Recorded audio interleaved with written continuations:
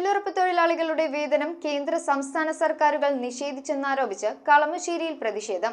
AIWUCയുടെ നേതൃത്വത്തിൽ കളമശ്ശേരി മുനിസിപ്പൽ ഓഫീസിന് മുൻപിൽ നടന്ന പ്രതിഷേധ സമരം DCC general secretary advocate K Xavier ഉദ്ഘാടനം ചെയ്തു. റഷീദ് താനത്തിന്റെ അധ്യക്ഷതയിലാണ് കളമശ്ശേരി മുനിസിപ്പൽ ഓഫീസിന് മുൻപിൽ പ്രതിഷേധ സമരം നടത്തിയത്. തൊഴിലുറപ്പ് തൊഴിലാളികളുടെ വേതനം കേന്ദ്ര സംസ്ഥാന സർക്കാരുകൾ നിഷേധിച്ചെന്നാരോപിച്ചായിരുന്നു AIWUCയുടെ നേതൃത്വത്തിൽ പ്രതിഷേധം സംഘടിപ്പിച്ചത്. പ്രതിഷേധ സമരത്തിന്റെ ഉദ്ഘാടനം DCC general secretary advocate K Xavier നിർവഹിച്ചു.